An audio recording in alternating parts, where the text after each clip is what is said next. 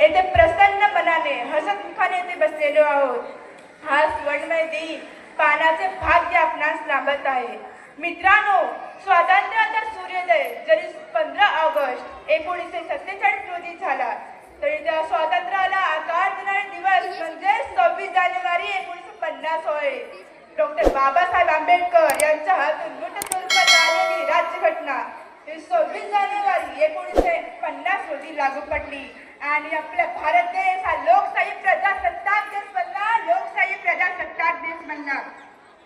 पण स्वातंत्र्याची कथा फार मोठी आहे, म्हणून असं म्हणावेसे वाटते, जाने कितने मर मिटे तो हमने आजादी पाई है. जाने कितने मर मिटे तो हमने आजादी पाई है. गणतंत्र दिवस की ललिमा शपथ छाई है. गणतंत्र दिवस की ललिमा शपथ छाई है. वीरांचे बलिदान, महापुरुषांचे महान कार्य यातून स्वातंत्र्याचे स्वप्न साकार झाले. महापुरुषांनी, क्रांतिकारकांनी देशासाठी आपले जीवन वेचले, बलिदान दिले. कित्येक वर्ष आपण गुलामगिरीच्या काळोखात होतो. कुणाचे घर उद्ध्वस्त झाले तर कोणी आईने तरुणात हसत फासावर चढले. त्या सर्वांचे केवळ एकच स्वप्न होता, ते म्हणजे स्वातंत्र्य भारताचे, स्वातंत्र्य भारताचे. त्यांच्या त्या बलिदानाचा सन्मान करण्याचा, त्यांच्या स्वप्नातील भारत घडवण्याचा आज हा पवित्र दिवस आहे. मित्रांनो, 15 ऑगस्ट 1947 रोजी आम्हाला स्वातंत्र्य मिळाले, म्हणजे आपण इंग्रजांच्या गुलामगिरीतून मुक्त झालो. पण हे केवळ शारीरिक स्वातंत्र्यता होते.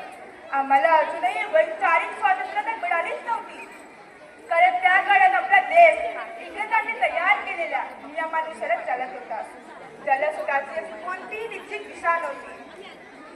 जर कल्पना करा, एका ठाण महासागरातील जहाज भरकटला आहे. त्याला इंजिन आहे, परंतु दिशा दाखवण्यासाठी होका यंत्र नाही. तर त्या जहाजाचे काय होईल? ते भरकटच जाईल ना. त्याचप्रमाणे स्वातंत्र्यानंतरही आपला देश त्या जहाजासारखाच होता. त्याला योग्य दिशा दाखवण्याचे काम ज्या होका यंत्राने केले ते म्हणजे भारतीय संविधान. भारतीय संविधान.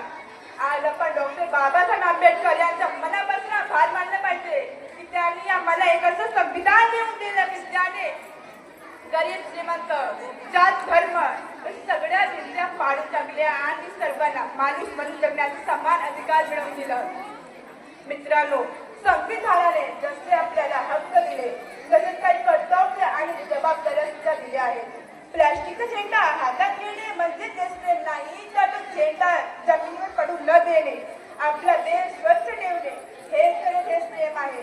हा देश कोणी एका नेत्याचे नाही, तर हा देश आपला आहे आणि तो घडवणं हे सर्वस्वी आपल्या हातात आहे. शेवटी जाता जाता एवढंच म्हणेल, बळी जातील लाखो पण हा देश राहिला पाहिजे. बळी जातील लाखो पण हा देश राहिला पाहिजे. अखंड भारताचा हा तिरंगा सदैव डौलाने फडकवला पाहिजे. सदैव डौलाने फडकवला पाहिजे. जय हिंद, जय महाराष्ट्र.